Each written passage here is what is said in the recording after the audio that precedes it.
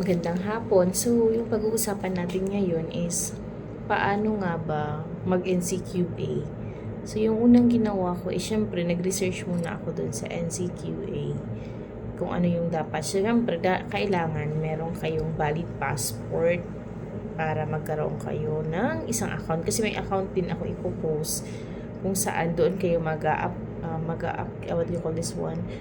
Doon kayo magre-register ng inyong application sa NCQA. So, ano nga ba yung mga kailangan? Siyempre, kailangan nyo ng diploma. So, for example, ang natapos niyo is Bachelor of Secondary Education, major in Mathematics.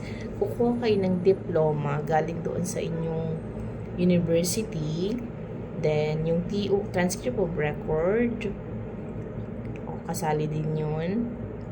Okay, saka yung practicum certificate. So, kung magtuturo kayo doon, so, kailangan may practicum certificate kayo. Ito yung binibigay kapag magpa-practicum kayo, yung pre-service training. So, di ba, bago kayo mag-graduate, meron kayong subject na kung saan kailangan yung mag-practice teaching sa isang school. So, kung wala kayo, no, pwede kayong humingi sa inyong pinag-graduatean na university.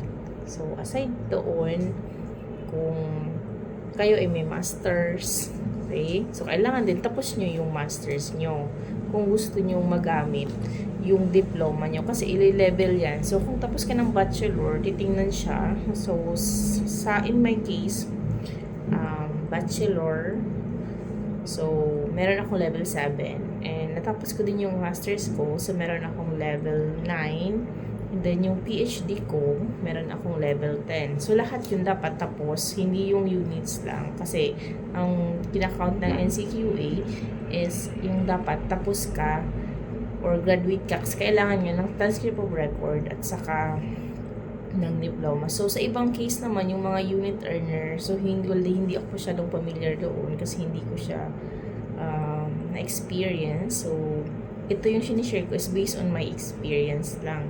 So, yung tanong nyo naman kung gusto nyo bang mag-apply, so yun yung pinakaunang kailangan is i-assess kayo kasi bago kayo kumuha ng parang license sa New Zealand, kailangan nyo magkaroon ng NCQA. So, yun yung ida-download nyo yun pag meron na kayong result and bine-verify yun ng school. So, in my case, pumunta ko dun sa school na pinag-graduatean ko at pina-verify ko and then sila yung nag-email doon sa New Zealand NCQA kung saan after I think 2 days na-receive ko yung NCQA result ko, yung tatlo kasi tatlo yung pina-assess ko.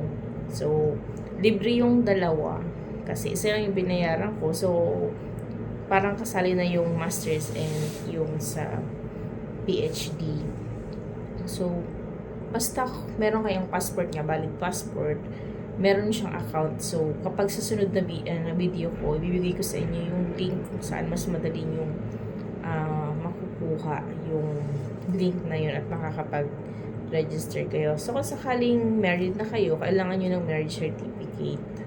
So, ano pa ba yung mga kailangan na yun lang naman yun, diploma, yung practicum certificate. So, yun yung kailangan. So, doon sa practicum certificate, yung license.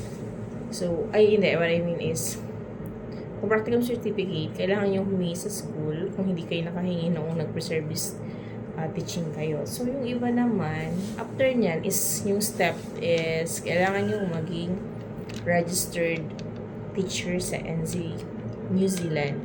So, yun yung parang sa Pilipinas is license, PRC license, na kung saan kailangan nyo munang mag-take ng language test. So, based on my experience, ang tinake ko is Pearson test. So, dito sa Philippines, meron dito sa Makati.